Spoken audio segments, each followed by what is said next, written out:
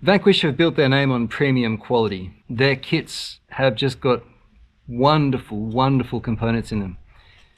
In particular, they're known for their machined steel gears, which are very, very good. And in fact, they've set a standard in many ways that others, such as Axial, have been inspired by in their designs, let's say, at times, although other companies, of course, are responsible for what they've done as well. But with the new H10 Optic being an RTR with sintered gears, no dig, mild overdrive out of the box, and they've made the electronics choices for you. In this case, is it a Capra killer? Well, I've only had a Capra kit. I haven't had a Capra RTR, and certainly the electronics are probably similar in that regard. Although you do get Expo on this little thing.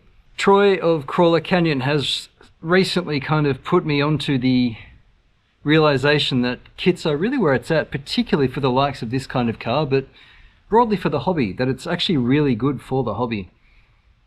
And I'm keen to support kits wherever I can. I would have waited for a kit for this, except I did see someone say that Vanquish said, so it's secondhand knowledge, that they're not in a hurry to bring out a kit. Now, I've tried to live under a rock, as I usually do for new cars. I know very little about this car. I've noticed the steering already is pretty snazzy, and in fact I have a linear bearing in my parts bin that I've been planning on integrating into my Scale 1 new build for 2025.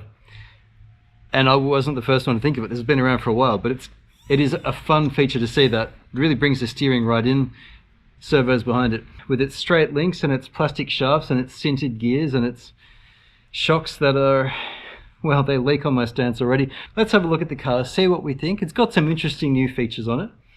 I'm particularly interested to see how it drives on our 6 problems. It's almost a foregone conclusion that it's going to do all 6. The 6 problems, if you're new here, where we run all crawlers, not expecting any of them to finish anything, but just to see how do they drive, what's it like, how's it handle side hills and steep, peaky middles and stuff like that. So let's get into that, but first I want to have a closer look at this thing. I can see an ESC, I can see a 1060 with Vanquish badging on it and a XT60 and a big 35-ton motor. Let's have a look at this thing, see what we think, and then we'll get it on the rocks and see how it goes. Let's do it. Right, we shall start with these wheels. They're plastic beadlocks, and they've got Yokohama Geolander MTs. They're Vanquish's red compound, and not everyone's a fan of the red compound, but I personally am. These are 4.75 tyres, and measuring them with calipers, they're 4.95.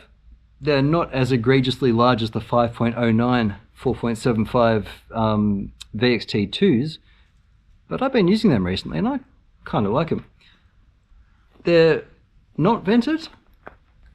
They're quite firm, but I think they're about right for this car, which weighs, 5.4 pounds. I was going to say it didn't feel like 5 kilos, or 2.45 kilos. So it's a good weight for this kind of car.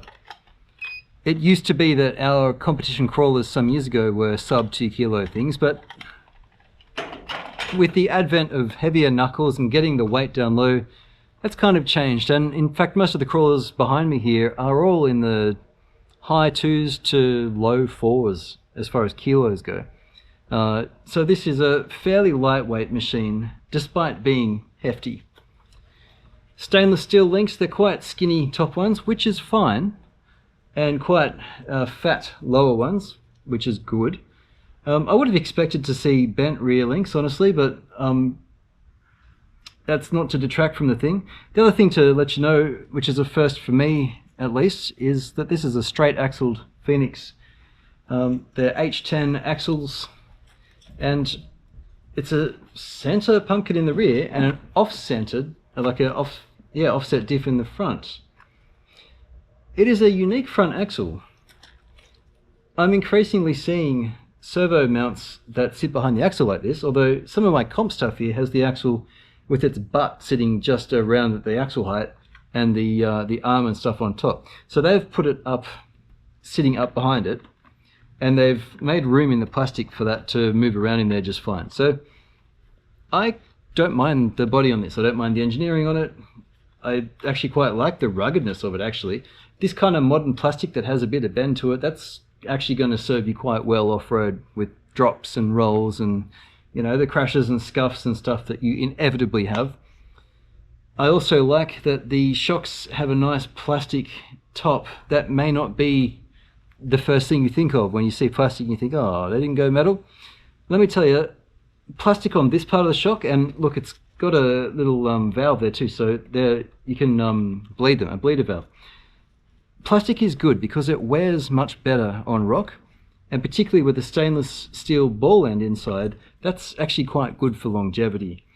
I like that. I like seeing a metal shock. I like seeing a metal head on it. The seals in that will be hopefully good. My stance is already leaking out of 2 shocks.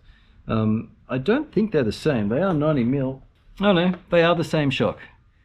So they got the bleeder valve on them. It's actually quite similar underneath,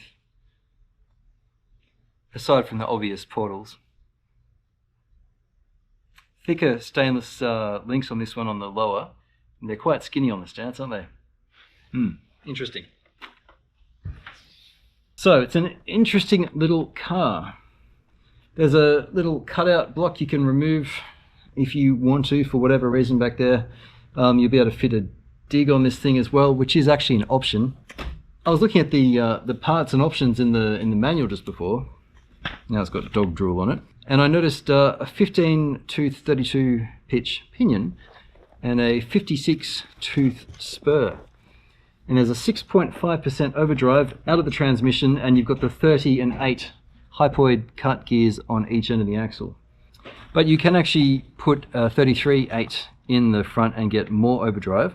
And there's also, not from Vanquish that I'm aware of, particularly, at least not in the parts list here, there is also a 27 tooth and 8 that should be compatible, because a lot of the aftermarket stuff is made for F10 and F10 style gears.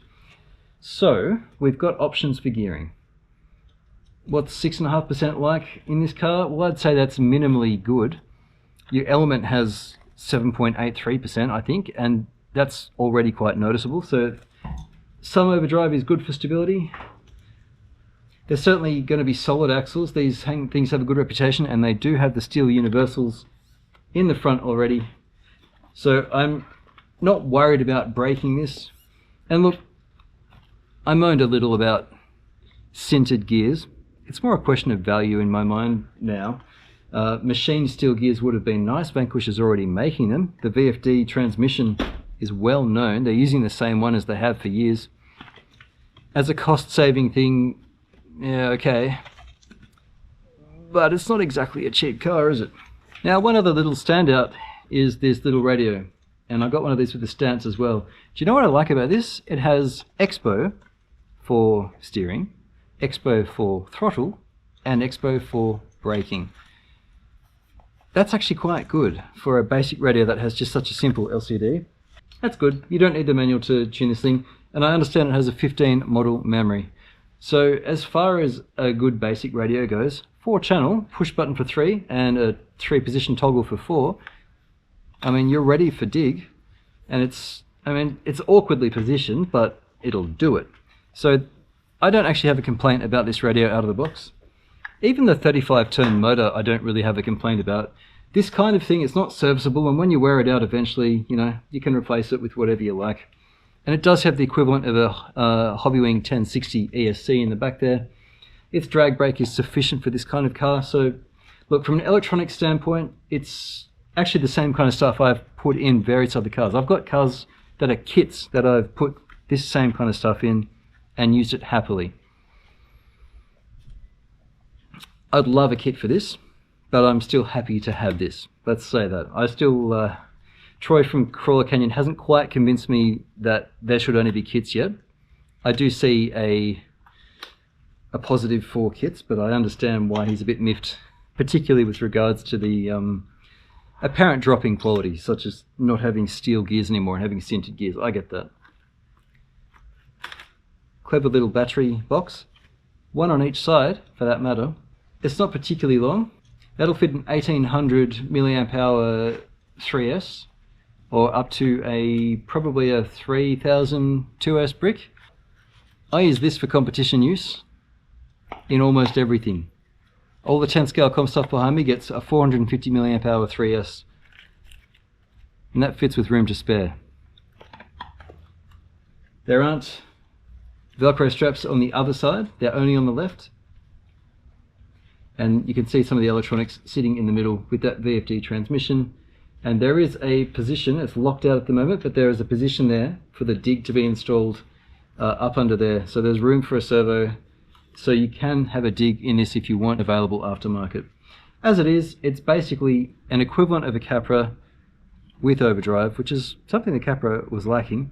But without rear steering and without a dig,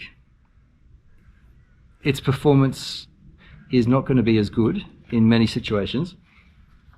But look, stability wise, strength wise, durability, I think we're going to have a fairly decent car. The shafts are all on a pleasing angle. Like there's really not a lot of a down angle here for the drive shafts. That's quite good.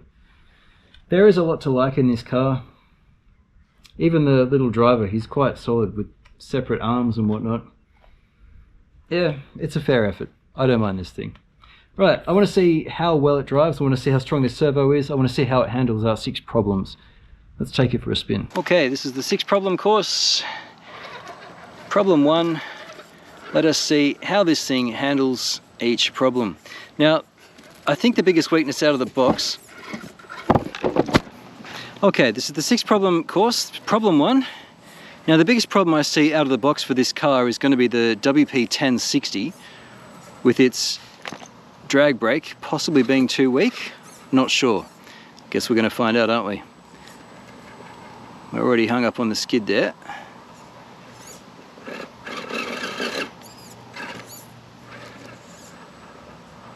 These tyres, I can tell you, they're going to be very good. They're just like the VXT2s, but a little bit lower.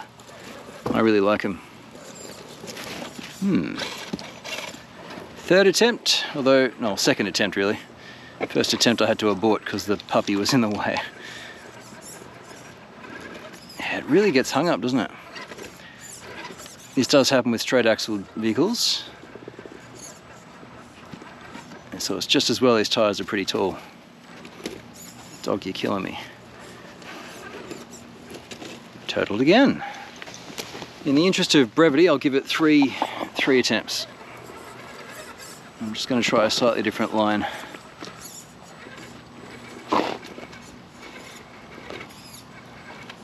Oh, we've got to stay left. Come on.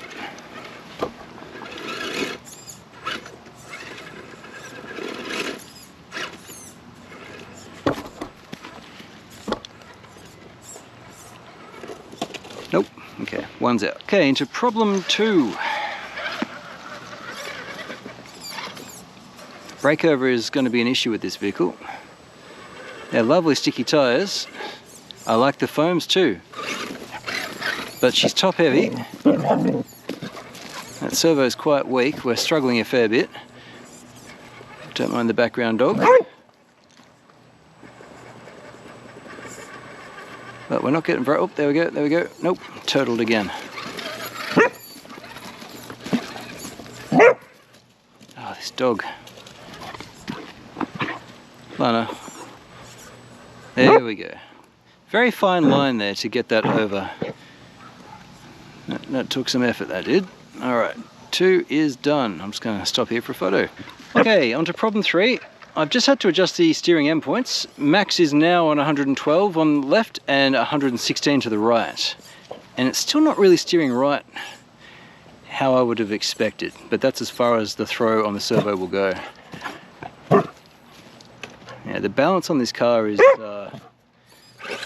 not great. And she doesn't roll over too easily.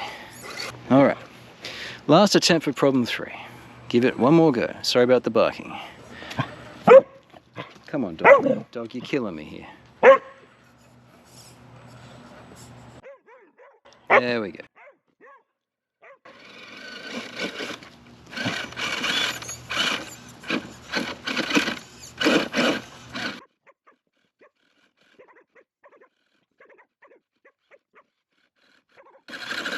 Ah, finally. It really is by the skin of its teeth. And look, That really is as far as the steering goes. So she's struggling with angle here. And we only just made 3, didn't we? Only just. All right, well, 4 is going to be a challenge. We know 3 was. How we're going to go on this peaky rock, I'm not sure. The diff is already caught on the entry. There we go. Luckily these tyres are making up a lot for the shortcomings of this car. We're going to need some speed to get it across these peaks. All right, take 2 on problem 4. Okay, 3rd and final attempt for problem 4. I'm going to pop it across and up. It just doesn't have the clearance. Come on. Good gal, good dog. Yeah. Oh man, okay. Okay, this is problem 5. Should be able to do 5, I wouldn't think there's a problem here.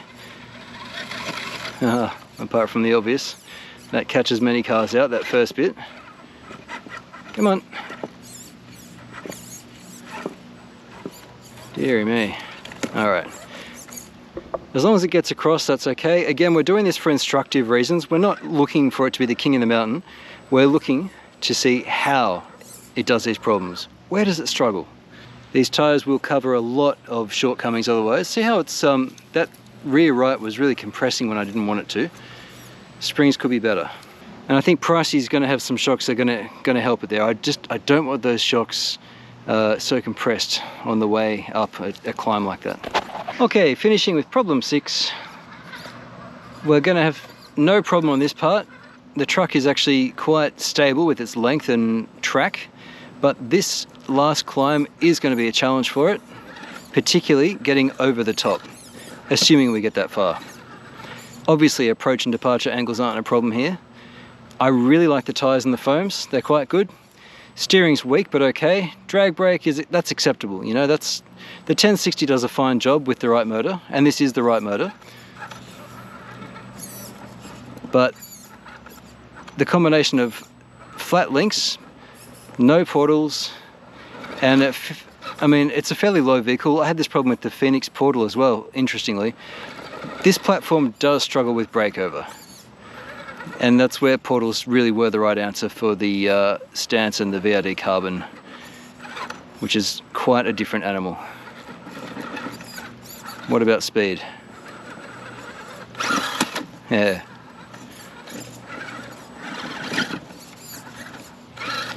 The good news is none of these components are really working particularly hard here. Even the servo's having a fairly comfortable time. It's really just the geometry, the design of the car that means it's not really great for crawling. So where does that leave us with the H10 Optic?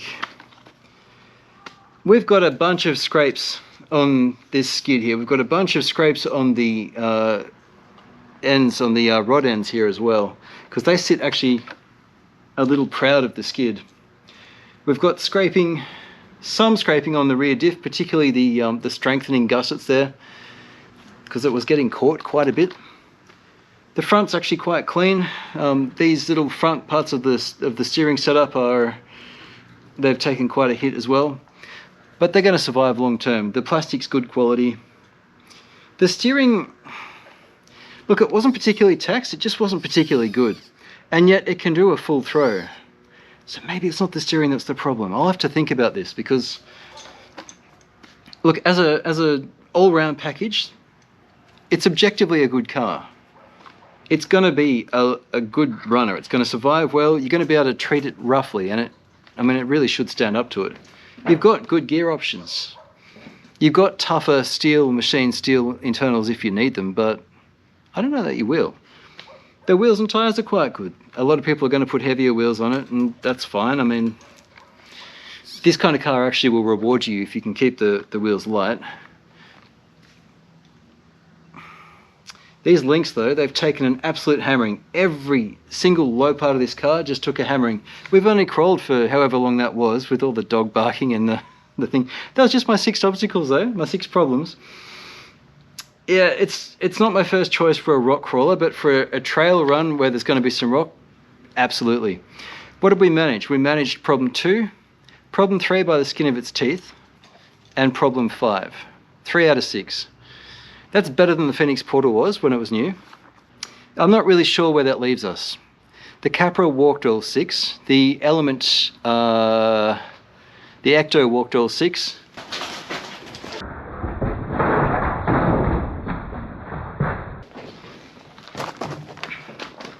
Even the Gatekeeper in stock form walked all 6. With its stock tyres, which are considerably smaller and I think a worse compound than what's on this. Trailing arms, of course, it's not an apples to apples comparison, but I mean, this thing can do the 6 problems in its stock form. The Capra can do the 6 problems in the stock form. Really, it's this underside that was the challenge. Still, you might be yelling at me through the screen saying, Craig, that's not what it's made for. Yeah, well, fair enough. I'm not looking for it to be the ultimate crawler, and I don't think Vanquish were either. Clearly they know how to make a good crawler. I mean, the last few Vanquish cars we've looked at are just absolute pearlers. They're really good machines. So this doesn't need to be a good crawler. Before you smash that into the comments below, I know. But we're comparing what's out there. I'm trying to give you an idea of what's similar. That's really all I'm trying to do. You can make your own conclusion. I think it's a good car. I think it's going to be durable. And I think it's going to be a lot of fun, and I think a lot of people will be very happy with it. Vanquish, please, pretty please, give us a kit. A lot of us would prefer a kit. Even just the option for a kit. I know it's more work, and I know it doesn't make as much money. Cool. But, I mean, you guys are really good at doing that. Give us a kit.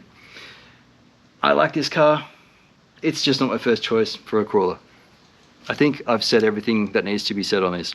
Thanks for watching, guys. Thank you to my channel supporters listed here. I really appreciate you guys. And I really appreciate all of you for watching my videos. I mean, this is a dream for me. Thank you so much. Throw me a like. Thanks for watching, and we'll see some more of this as I fiddle and tinker, and we'll just see how far we go. Oh, look. I can remove these now because we've done our rock test. Was that it? Yeah, that was it. Unboxing complete. See ya.